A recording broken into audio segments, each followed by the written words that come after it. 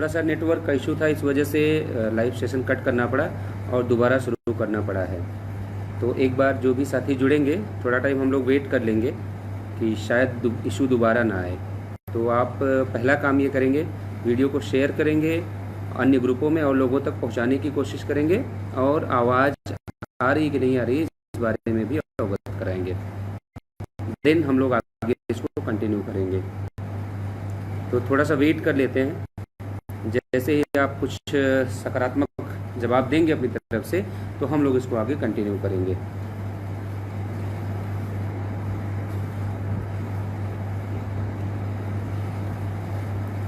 जी रिजवान भाई शुक्रिया, आपने बताया आवाज़ आ रही है। पिछले कई लाइव सेशन से ये समस्या आ रही है कि मेरे फ़ोन से दिक्कत होती है।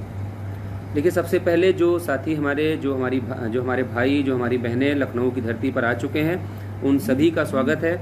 और जो भाई हमारे रास्ते में हैं उन सभी का भी बहुत बहुत स्वागत है। और जो अभी घर पे हैं और तैयारी कर रहे हैं कल के लिए, उनका भी स्वागत है। और जो भाई किसी कारणवश नहीं आ पा रहे हैं, उन सभी से एक निवेदन है, एक गुजारिश है कि प्लीज़ अभी भी आपके पास वक्त है। कल जैसा दिन शायद इस समाज को, इस शिक्षक भर्ती के अभ्यर्थियों को दोबारा ना मिले।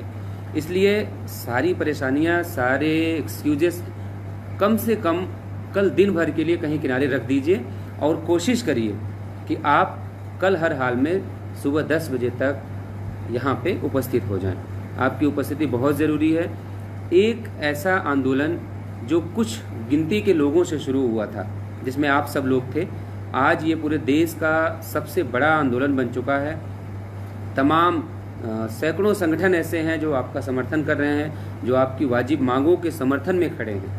एक बार आप सभी लोगों से निवेदन है कि इस वीडियो को शेयर कर देंगे, जिससे अधिक से अधिक लोगों तक ये बात पहुंच जाए। क्योंकि हो सकता है कि आज कल इतनी व्यस्तता रहेगी कि कोई जानकारी आप तक नहीं पहुंच पाएगी, या रात में भी इतने काम हैं कि आप तक दोबारा जो है कोई जानकारी नहीं पहुंच पाएगी। तो इसलिए आप सभी लोगों से निवेदन है, जो लोग जुड़ रहे हैं वो वीडियो को पहले शेयर करेंगे। कुछ जानकारियाँ हैं जो आप तक शेयर करनी है। देखिए, ये नहीं सोचना है आपको कि क्या होने वाला है, आपको सिर्फ ये सोचना है कि आप करने क्या जा रहे हैं। आप अपनी नौकरी के लिए, अपने सम्मान के लिए, और सबसे बड़ी बात उस अधिकार को लेने के लिए लखनऊ आ रहे हैं जो आपका था और छीन कर किसी अन्य को दे दिया गया। तो निश्चिंत होकर घरों से निकलिए, आइए, आपका हक है, आपको उसके लिए लड़ना पड़ेगा। आपके साथ लोग खड़े हैं, आपके साथ पूरा समाज खड़ा है। आज आप अकेले नहीं हैं इस लड़ाई में, आज आपके साथ पूरा समाज खड़ा है, पूरे देश के लोग आपके लिए निकल के आ रहे हैं। आपको क्या करना है? सिर्फ आपको अपने हिस्से का कर्म करना है। शिक्षक भर्ती के वे हमारे अभ्यर्थी जो अभी तक किसी भी धरने में शामिल नहीं हो पाए, किसी भी आंदोलन का हिस्सा नहीं बन पाए, उन सभी लोगों से गुजारिश है, निवेदन है कि वो बिना किसी एक्सक्यूज़ के हर हाल में कल 10 बजे तक लखनऊ आ जाएं, बिना गुणांक की चिंता किए कि लो गुणांक का है कि अधिक गुणांक का है। बस वो 90-97 कट ऑफ अगर पास हुआ है तो उसको हर हाल में कल अपनी सहभागिता देनी है। ये भी हो सकता है, देखिए, चोरी जब होती है ना, तो कोशिश ये करता है चोर कि वो किसी बहाने सामान लौटा दे और चोर भी साबित ना हो। तो जिसने भी ये गुनाह किया है वो ये नहीं चाहेगा कि इस बहाने आपको दे। हो सकता है, कल भी मीटिंग में इस बात पर चर्चा हुई, ऐसा भी हो सकता है कि जितने पास लोग हैं, आप सोचो सरकार को अगर भर्ती निकालना होता तो अब तक वो भर्ती निकाल चुकी होती। लेकिन अगर अभी भी चीज़ें ड्यू हैं तो इसका मतलब अभी बहुत कुछ संभव है, बहुत कुछ हो सकता है आपके लिए।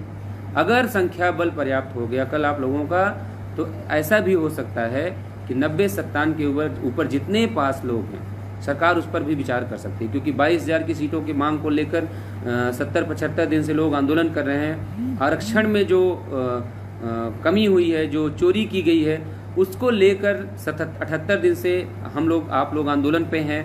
इसके अलावा तमाम लोग हैं जिनकी अलग अलग मांगे हैं। तो उसमें ये भी विकल्प बन सकता है, अगर पर्याप्त दबाव बन पाया, पर्याप्त संख्या बल रहा, बिना गुणांक का चिंता किए अगर लोग यहाँ तक पहुँच गए, तो सरकार के पास अभी भी विकल्प खुले हैं। 51,000 पदों का हलफनामा वो सुप्रीम कोर्ट में देकर आए हैं और उनका विशेषाधिकार है कि उन पदों पर वो किनको अपॉइंटमेंट करते हैं। सिर्फ एक ही बार उत्तर प्रदेश में सुपर टेट हुआ है, हो सकता है कि बिहार की तर्ज पर यहाँ भी सभी लोगों को नियुक्ति मिल जाए।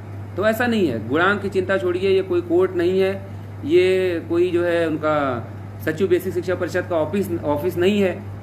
कि जहां आपसे ये कहा जाएगा कि सीटें कितनी हैं जो नियुक्ति की मांग कर रहे हैं। ये अब सरकार का विषय है।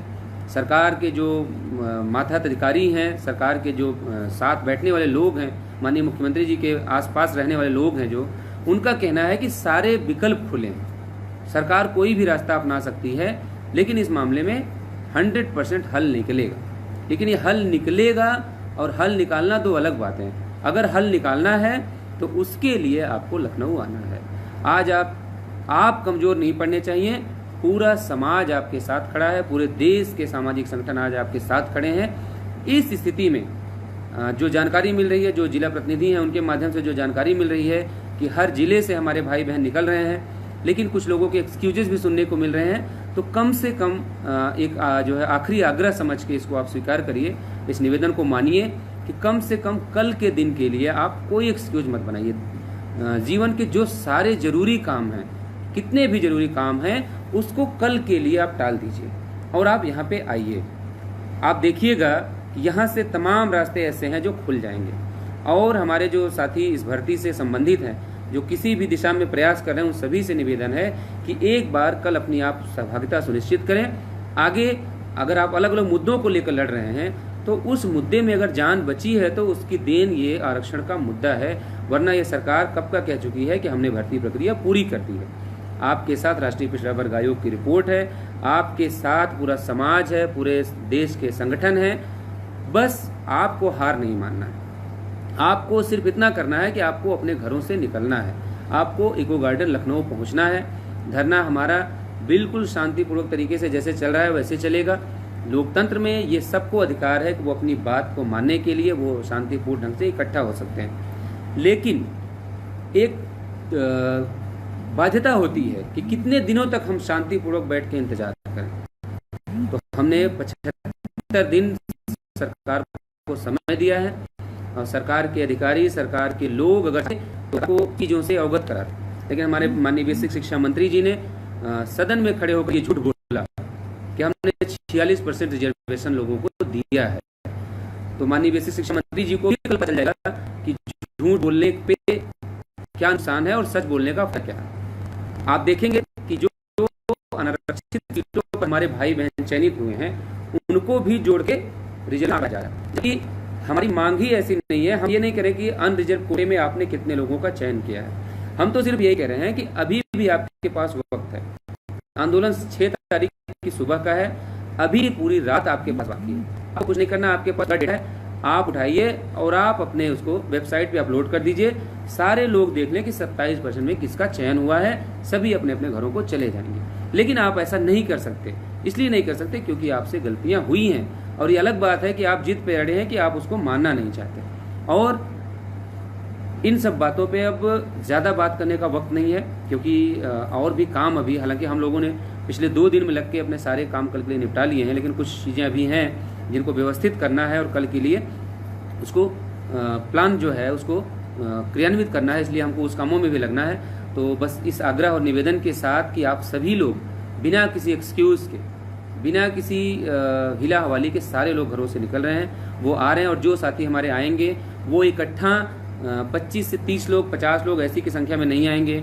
फिर वहाँ आपको प्रशासन के लोग रोकेंगे बिल्कुल, और रास्ते में कोई उपद्रव नहीं करेंगे, कोई नारेबाजी नहीं करेंगे, कहीं भी कुछ नहीं करेंगे। आप शांति से आप अपने हक अधिकार को लेने जा रहे हैं। उसके लिए आपको शांतिपूर्ण जहाँ आपके साथी बैठे हैं वहाँ पे आपको इकट्ठा होना है, वहाँ पे आपको पहुँचना है। फिर वो जो आपका जो डेलीगेशन है, जो आपका लीडरशिप है, वो तय करेगी, उसने तय किया है कि कैसे चीज़ें आगे चलानी है। तो जब आप वहाँ पे आएंगे फिर वो चीज़ें आपको वहाँ पे बताई जाएंगी। तो आप सभी लोगों से निवेदन है कि कम से कम रास्ते में ऐसा कोई कार्य नहीं करेंगे कि आपको जो है प्रशासन के लोग रोकें। देखिए, उनकी भी आप जो है बाध्यता समझिए, उनको भी अपनी नौकरी करनी है। आप अपनी नौकरी के लिए प्रयास कर रहे हैं और वो अपनी नौकरी के लिए वहाँ पे खड़े होंगे, तो आपको उनसे नहीं उलझना है, उनसे कोई बात नहीं करनी है।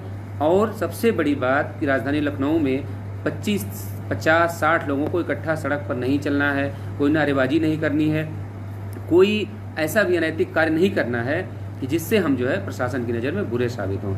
आपका पहला उद्देश्य ये होना चाहिए कि शांतिपूर्ण तरीके से 2, 4, 6 की संख्या में आप अपने जो आपका आंदोलन स्थल है वहाँ पे पहुँचिए।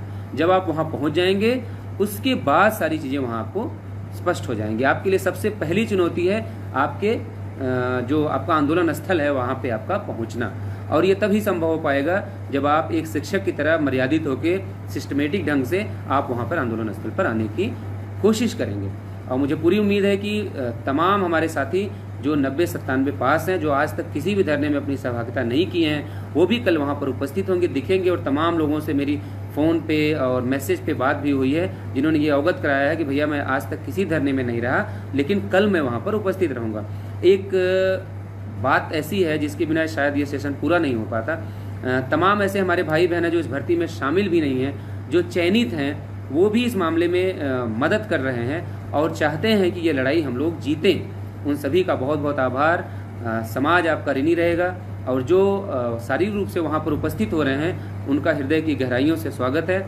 आइए हम, आप और हम सब मिलकर अपने समाज की लड़ाई को कुछ इस ढंग से लड़ा जाए कि जब भी इतिहास हमारा लिखा जाए तो उसमें ये लिखा जाए कि कुछ ऐसे भी लोग थे जो उस तानाशाही के दौर में भी लड़ने का हौसला रखते थे, और उन्होंने पूज्य बापू जी के बताए रास्ते पर लड़ के अपने पुरखों की विरासत को सुरक्षित रखा और आने वाली पीढ़ियों को एक उज्जवल भविष्य दिया। इस आहुति में आप सभी लोग शामिल हो रहे हैं, इस आशा उम्मीद के साथ कल हम लोग सुबह आपको वहीं पर मिलेंगे। हालांकि रात में जो साथी हैं उनके साथ हम लोगों का समय बीतेगा, लेकिन जो साथी हमारे सुबह आएंगे, जो सुबह वहाँ पर उपस्थित हो रहे हैं, उन सभी का अभी से बहुत बहुत आभार, बहुत बहुत स्वागत, अभिनंदन है। लेकिन एक आखिरी निवेदन है कि कहीं भी ऐसा घटनाक्रम नहीं होना चाहिए कि आपको रास्ते में ही रोक लिया जाए। आपको कोशिश ये करनी है कि कहीं भी इकट्ठा नहीं होना है, ज़्यादा की संख्या में थोड़े थोड़े करके आपको निकल के इको गार्डन पहुंचना है। और इको गार्डन के लिए कहीं भटकना नहीं है। आपको जो साथी नए आ रहे हैं उनको क्या करना है, वो आपको सिर्फ इको गार्डन का पता इतना पूछना है कि इको गार्डन पार्किंग स्थल, एक बार मैं रिपीट कर रहा हूँ, इको गार्डन पार्किंग स्थल, क्योंकि इको गार्डन बहुत बड़ा है तो वहाँ पे आप भटकेंगे। इससे अच्छा है आप चार बाग में उतरें, आलम बाग में उतरें, जहाँ भी उतरें, पॉलिटेक्निक उतरें, आप सिर्फ इतना कहिए कि इको गार्डन पार्किंग स्थल जाना है। हम लोग कोशिश करेंगे व्हाट्सएप ग्रुपों में, फेसबुक पे हर जगह जो है वहाँ की लोकेशन भी शेयर कर देंगे जिससे आपको आसानी हो। लेकिन आप अगर नहीं देख पा रहे हैं और सिर्फ लाइव वीडियो को देखकर अगर आपको जानकारी चाहिए तो आपको अपने ऑटो वाले या जो भी रिक्शा, आप जिस भी साधन से आ रहे हैं, अपनी गाड़ी से आ रहे हैं, आपको सिर्फ इतना नेट पे सर्च करना है इको गार्डन पार्किंग स्थल, इतना डाल देंगे तो आप सुरक्षित वहां तक पहुंच जाएंगे। तो आप सभी साथियों का, जितने भी साथी जुड़े हैं, एक आखिरी निवेदन के साथ कि आप इस वीडियो को अधिक से अधिक तक शेयर करेंगे जिससे हमारे जो साथी आ रहे हैं उनको आने में आसानी हो, उनको रास्ते की समस्या ना हो। आप सभी लोग कल सुबह हम लोग वहाँ पे मिलेंगे और आशा ही नहीं, पूर्ण विश्वास है कि कल एक नई कहानी लिखी जाएगी जिसमें हम अपने आने वाली पीढ़ियों का भविष्य सुरक्षित करेंगे, अपने वर्तमान में जो हमारे बंधु लड़ना चाहते हैं उनको एक उम्मीद देंगे, और हमारे वो अनुज जो आने वाली भर्तियों में शामिल होंगे उनके भविष्य को आप सुरक्षित करेंगे, उनके हित को आप सुरक्षित करेंगे कि आने वाली भर्तियों में कोई उनको उनके हक अधिकार पर डाका डालने की कोशिश नहीं करेगा। आप सभी का बहुत बहुत